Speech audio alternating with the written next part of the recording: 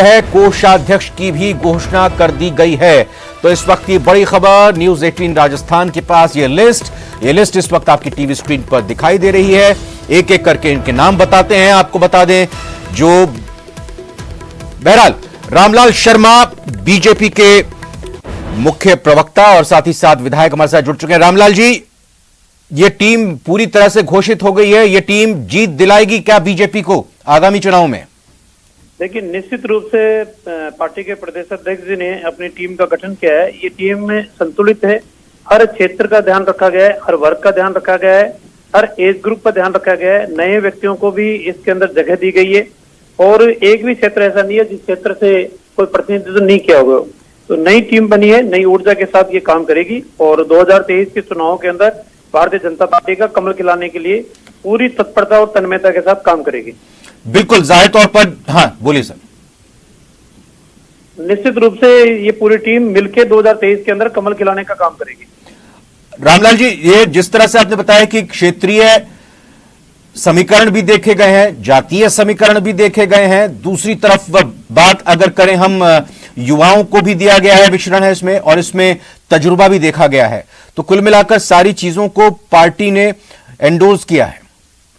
निश्चित रूप से पार्टी ने बैलेंस करके और फिर टीम की घोषणा की है और निश्चित रूप से नए प्रदेश अध्यक्ष बने, नई ऊर्जा के साथ पूरी टीम मिलकर काम करेगी और एक टीम राजस्थान के रूप में तमाम कार्यकर्ता मिलकर काम करेंगे। बिल्कुल, अभी तक देखिए कांग्रेस में लगातार बैठकों का दौर चल रहा है। कहा जा रहा है कि टीम बनेगी, वहां घोषणा होगी पदाधिकारियों की, लेकिन बीजेपी का तो पता भी नहीं चला कि कब बैठक हुई, कब मीटिंग हुई और ये घोषणा हो गई। देखिए, पार्टी एक संगठनात्मक ढांचा है। संगठनात्मक ढांचे के अंदर पार्टी तमाम वरिष्ठ नेताओं से विचार विमर्श करने के बाद में फिर ही टीम हमारी घोषित होती है और सबकी राय के आधार पे, सबकी सहमति के आधार के ऊपर निर्णय होता है। कांग्रेस पार्टी की तरह नहीं है कि गांधी परिवार ने कह दिया तो वही अंतिम है। हमारे यहाँ आंतरिक लोकतंत्र है और आंतरिक लोकतंत्र के अंदर सबसे चर्चा परिचर्चा करने के बाद में टीम की घोषणा की जाती है। अच्छा, इसमें महिलाओं को भी बराबर का तवज्जो यहां पर दी गई है, चाहे प्रियंका मेघवाल जी हों या फिर दिया कुमारी जी हों, नीलम गुर्जर जी हों और कृष्णा कटारा जी हों। जी, निश्चित रूप से कृष्णा जी को भी प्रदेश मंत्री के नाते जिम्मेदारी दी गई है। प्रियंका मेघवाल को भी प्रदेश मंत्री के नाते जिम्मेदारी दी गई है। दिया कुमारी जी को ऑफिस में महामंत्री की जिम्मेदारी दी गई है। संतोष अहलावत जी को प्रदेश उपाध्यक्ष की जिम्मेदारी दी गई है।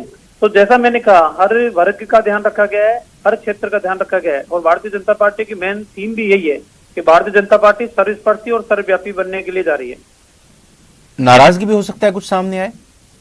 नहीं, कोई नाराजगी नहीं है। सबसे चर्चा परिचर्चा करने के बाद में ही टीम की घोषणा की गई। एक चीज और रामलाल जी, ये अभी समय है चुनाव में, लेकिन क्या लगता है कि इस समय का सदुपयोग इस टीम की तरफ से करते हुए जीत का परचम लहराया जाएगा? कहीं ऐसा तो नहीं थोड़ी दिन पहले अगर और ये घोषणा होती तो और बेहतर होता?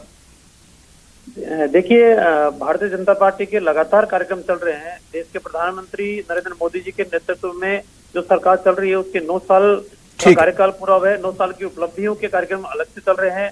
सतत संपर्क के अभियान चल रहे हैं। बिल्कुल, तो ये कार्यक्रम चल रहे हैं और सब इन कार्यक्रमों के दौरान ही सबकी। अच्छा, अरुण चतुर्वेदी जी भी मेरे साथ जुड़ चुके हैं। अरुण जी, आपका बहुत बहुत स्वागत है न्यूज 18 राजस्थान पर। ये टीम जो दिखाई दे रही है, टीम बीजेपी ऑफ राजस्थान, ये कैसे आप देख रहे हैं इसको? बहुत ही बढ़िया है। एक हमारे बिल्कुल मैं कह सकता हूँ जिनके संगठन की दिशा के आधार पर जोशीले कार्यकर्ता जो संगठनिस्ट और इंस्ट्रूमेंट की आवश्यकता के हिसाब से एक बिल्कुल एक मुखी होकर के काम करने वाले कार्यकर्ताओं की टीम आज उसकी घोषणा हुई है और मुझे विश्वास है कि चुनाव के समय जिस तरह के हम सबको चाहिए उस तरह के हमको कार्यकर्ताओं को प्रदेश की टीम में इस्तेमाल मिला है और मिलजुल करके एक अच्छा राजस्थान में कांग्रेस की सरकार को विदाई और भाजपा की सरकार बनाने का कारण बनेंगे। बिल्कुल, और मैं जैसा भी रामलाल जी से भी ये सवाल कर रहा था कि यहाँ कांग्रेस को लेकर बात लगातार ये हो रही है कि वहां अपनी संगठन को मजबूत करने के लिए जो खाली पड़े पद हैं उनकी घोषणा होगी, लेकिन यहाँ बीजेपी का तो पता ही नहीं चला कि कब बैठक हुई, कब चर्चा हुई, कोई अटकलें किस नाम की कि कौन उपाध्यक्ष बनेगा, कौन यहाँ पर महामंत्री बनेगा, कितनी महिलाएं होंगी, किस क्षेत्र इलाके से आएंगे, किस वर्ग से आएंगे, और ये लिस्ट आ जाती है अचानक। ये अंतर है भारतीय जनता पार्टी में कांग्रेस में। आपने देखा होगा कि हमारे यहाँ अध्यक्षों का चुनाव भी सहजता से होता है, उसकी किसी को पता भी नहीं चलता और वहाँ इस बात को लेकर के भयंकर फुटबॉल चलती रहती है। लेकिन भारतीय जनता पार्टी में सहजता से दायित्वों का परिवर्तन हर कार्यकर्ता के स्वभाव में होता है। उसका काम है और काम के साथ हम सब जुड़े हैं, इस बात से काम करते हैं। आज इसी टीम में भी हम देखें तो कार्यकर्ता ऐसे हैं जो लंबे समय से काम कर रहे हैं और मिलजुल करके सबका एक ही ध्येय है कि हम संगठन को मजबूत करते चलें, उसके माध्यम से जो सत्ता तक पहुंचे, सत्ता भी साधन बन करके जिन अपेक्षाओं को लेकर के हम सत्ता में पहुंचे उसको पूरा कर सकें। अरुण जी, इससे पहले आप भी महत्वपूर्ण पद पर राजस्थान में रह चुके हैं और इससे पहले अगर हम सीपी जोशी जी से पहले देखें, सतीश पूनिया जी प्रदेश अध्यक्ष थे, उनकी अपनी टीम थी, उन्होंने भी सड़क पर उतरकर प्रदेश सरकार के खिलाफ मोर्चा खोलते काफी काम किया। क्या डिफरेंस आप टीम में देखते हैं? कोई अंतर नहीं होता। मैं भी प्रदेश अध्यक्ष रहा हूँ, सतीश जी रहे, बीच में और कई रहे। हम सब मिलजुल करके काम करते हैं। हमारे यहाँ एक व्यक्ति नहीं, अध्यक्ष भी एक व्यक्ति है पूरी टीम का।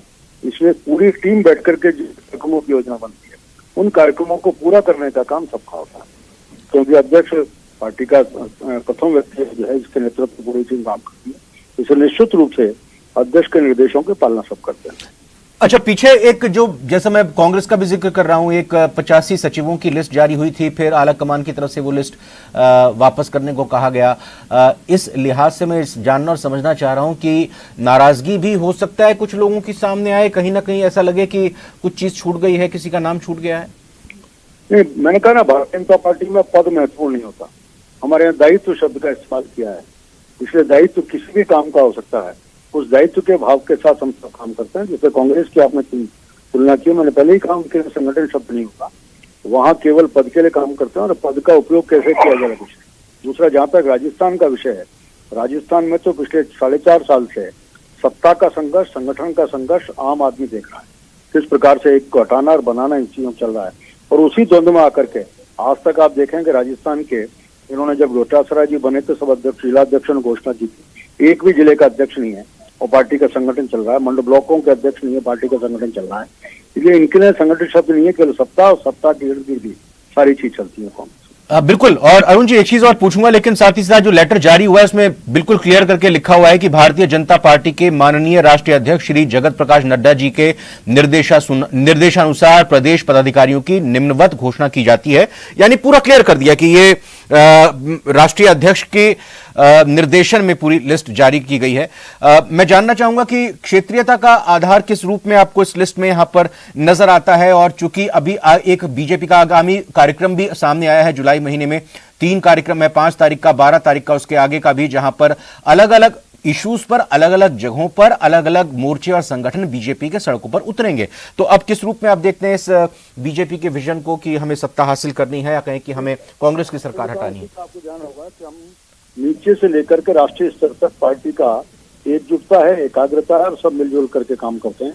हम जो काम करते हैं सबकी आपसी सहमति के आधार पर काम करने की बात करते हैं, उसमें किसी दक्षिण और अंतिम रूप से मानते हैं जो पार्टी के शीर्ष नेतृत्व ने किया वो सबको स्वीकार होता है।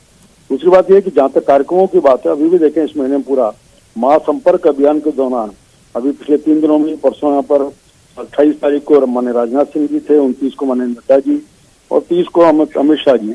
ऐसे लगातार सबके कार्यक्रम लगातार चले और आगे भी कार्यक्रम चलते रहेंगे, क्योंकि संगठन की एक सतत प्रक्रिया है और उस सतत प्रक्रिया के तहत प्रवास हमारे यहाँ की एक काम की महत्वपूर्ण शैली होती है, उसको हम नियमित रूप से करते हैं।